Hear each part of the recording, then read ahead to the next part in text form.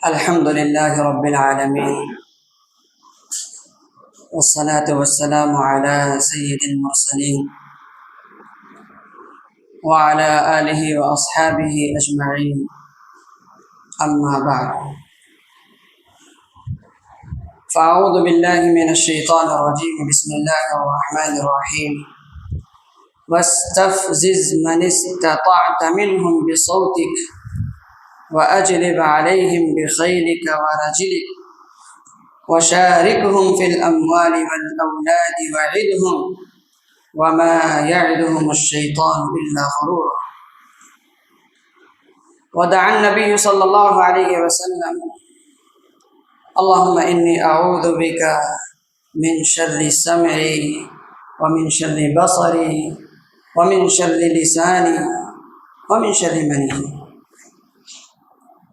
وقال الله تعالى في موضع آخر: إن في ذلك لذكرى لمن كان له قلب أو ألقى السمع وهو شهيد. صدق اللہ العظیم. محترم ناظم مدرسہ، محترم محتمم جامعہ اور محترم مولانا عبدالحق ندوی صاحب اور عزیز طلباء کرام، میں نے جو آیت کریمہ اور جس دعا کا انتخاب کیا ہے، میں صرف ترجمہ کرتا ہوں، آپ اس کی گہرائی تک پہنچنے کی کوشش کریں. جو آیت تلاوت کی ہے اس کا ترجمہ ہے: وَاسْتَفْزِزْ مَنِ اسْتَطَعْتَ مِنْهُمْ بِصَوْتِكَ. اللہ پاک شیطان لعین سے کہتے ہیں جب وہ ضد پر اڑ گیا، کھڑا ہو گیا، تو میں تیرے بندوں کو بہکاؤں گا، دائیں سے بائیں سے، آگے سے پیچھے سے. تو اللہ تعالیٰ نے اس کے جواب میں کہا کہ وَاسْتَفْزِزْ مَنِ اسْتَطَعْتَ مِنْهُمْ بِصَوْتِكَ. جا ان میں سے جس پر تیرا بس چلے انہیں اپنی آواز سے بہکا، اپنی آواز سے بہکا لے.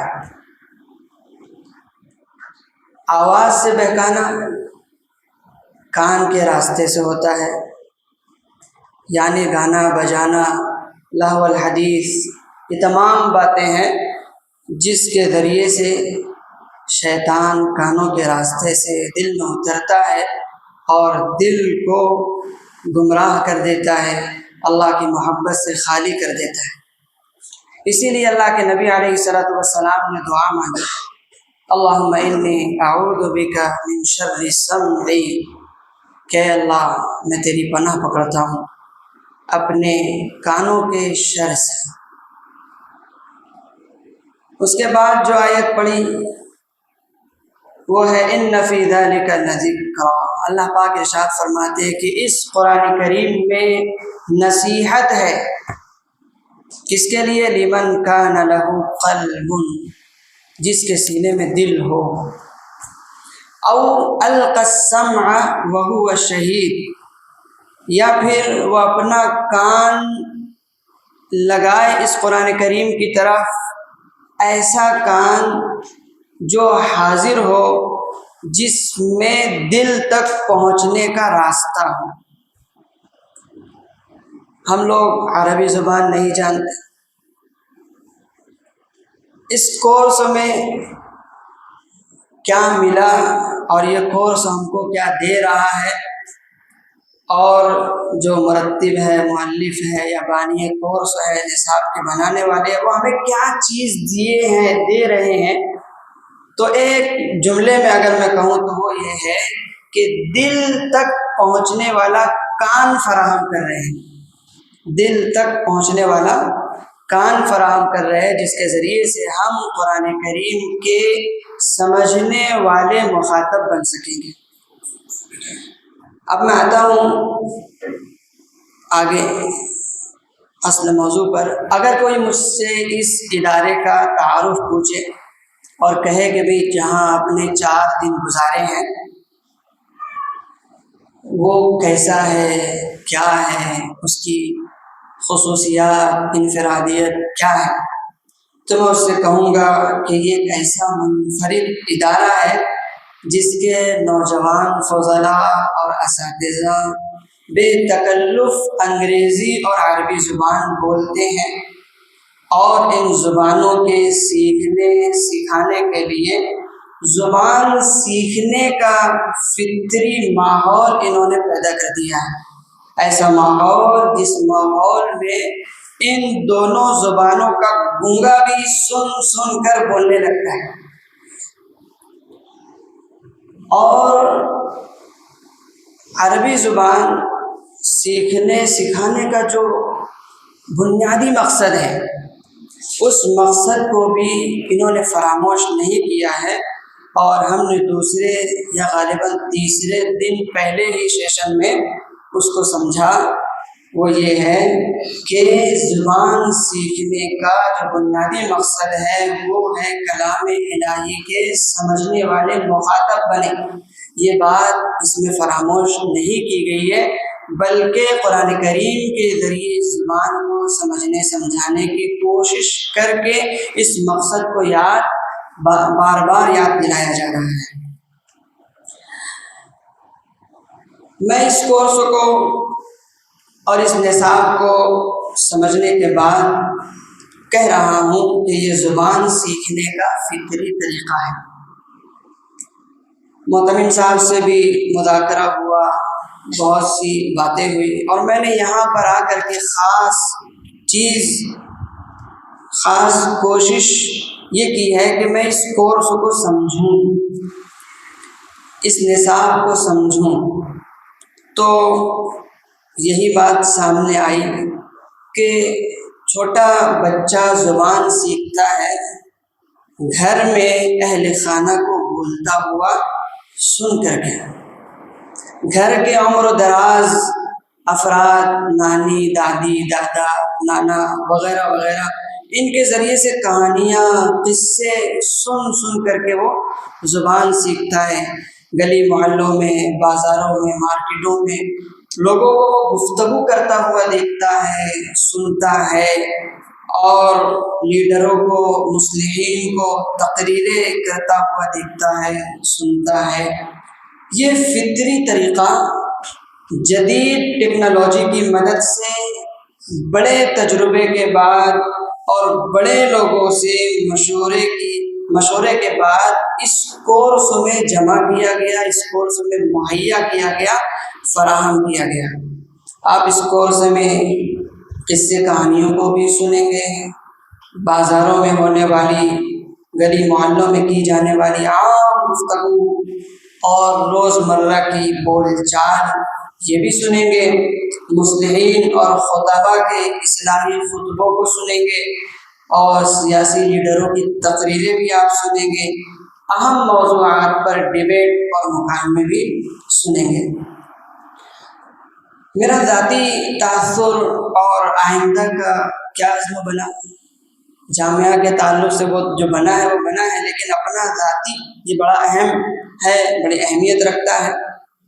وہ یہ ہے کہ اب تک ان زبانوں کے حصول کے تئیں بہت کوششیں کی کہ بھی کسی طرح عربی زبان بولنے پر قدرت ہو جائے اور انگریزی زبان بولنے لگے۔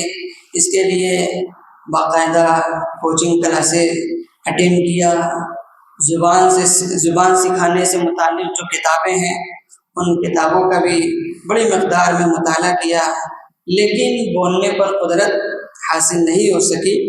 اس طرز اور طریقے کو سمجھنے اور اس کے نتائج کو آنکھوں سے مشاہدہ کر لینے کے بعد امید جاگ گئی اور یقین سا ہو چلا ہے کہ چند سال صبر و استقامت سے اس کام کو کر لینے کے بعد دوسرا مولانا عبدالحق ندوی مالیگاوی بن سکتا۔ یہاں پہ ایک جملہ لکھا ہوا ہے، The teacher can open the door, but you must enter it yourself۔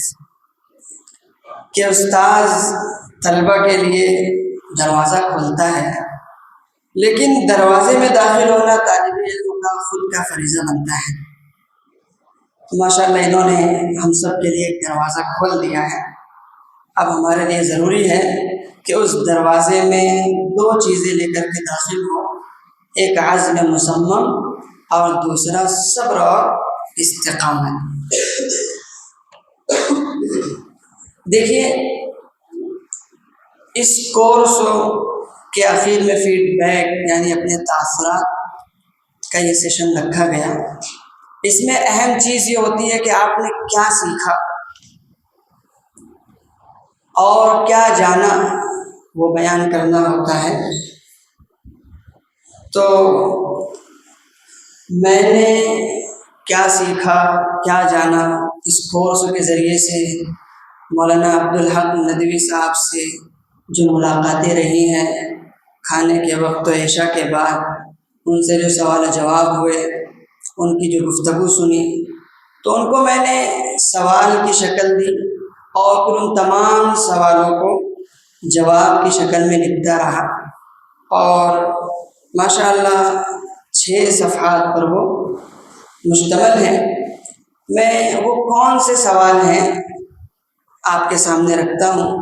پہلا یہ ہے کہ یہ کورس کیا ہے، اور دوسرا ہے کہ یہ کورس کس طرح ترتیب دیا گیا ہے، اس کورس کا طریقہ کار کیا ہے، اس کورس سے استفادے کا طریقہ کیا ہے، اس کورس کا اب تک کا نتیجہ کیا رہا ہے، اس کورس کے بانی یا مرتب انہوں نے اس پر کیا عملی تجربات کیے، اور اس کورس کے خود مؤلف و مرتب پر کیا اثرات مرتب ہوئے اور ان کا ذاتی تجربہ کیا رہا ہے۔ آخری سوال یہ کہ کورس کو مزید مؤثر کیسے بنایا جا سکتا ہے۔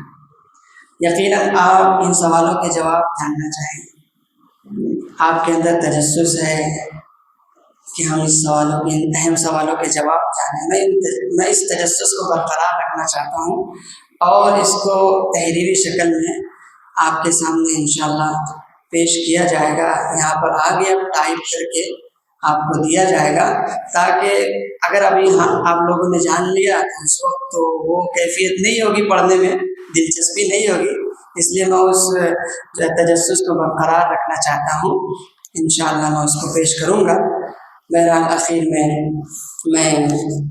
ناظم مدرسہ کا شکر گزار ہوں، اسی کے ساتھ ہمارے معتمم جامعہ کا بھی شکر گزار ہوں کہ ان کی فکریں ہیں، ان کی تربیت ہے کہ انہوں نے ہمارے لیے جو ہے ہم لوگوں کو حوصلہ دلایا اور یہاں تک لے کر کے آیا، ورنہ بہت مشکل تھا۔ ہم لوگوں کے پیچھے بہت سی ذمہ داریاں تھیں، امامت کی ہے، اور اسی کے ساتھ بھی چھٹی کے ایام ہیں، لیکن اس سب کے باوجود انہوں نے اس کورس کی اہمیت کو سمجھا اور ہم لوگوں کو شوق دلایا، رغبت دلائی۔ ہم نے 17 کام پیچھے کیے اور اس کام کو اولویت دی، اور محسوس ہو رہا ہے کہ یقیناً یہ کام اولویت دینے کے لائق تھا۔ تو میں ان کا بھی شکر گزار ہوں، اور پھر آخر میں مولانا عبدالحق ندوی صاحب کا بھی شکر گزار ہوں، تمام طلباء کی طرف سے، اہل جامعہ کی طرف سے، کہ آپ نے اپنی بھی چھٹی کو قربان کیا۔ 9 ربیع الاول جمعرات، 10 ربیع الاول جمعہ یہ چھٹی کے ایام ہیں، اسی کے ساتھ اپنی تدریسی مشغولیت کو بھی جاری رکھتے ہوئے، کچھ آگے پیچھے کرتے ہوئے آپ نے ہم سے زیادہ پابندی کی اور ہم سے زیادہ وقت کا خیال رکھا، پھر ہمارے ساتھ جو ہے بہت زیادہ وقت دیا۔ میں اس پر جو ہے تہ دل سے شکر گزار ہوں، دعا گو ہوں کہ اللہ تعالیٰ آپ کو مزید کام کرنے کی توفیق عطا فرمائے، اس کے بہترین نتائج ظاہر فرمائے، اور اللہ تعالیٰ اپنی بارگاہ میں اس کو قبول فرمائے، دنیا آخرت دونوں جہان میں اس کے بہترین بدلہ عطا فرمائے۔ السلام علیکم ورحمۃ اللہ۔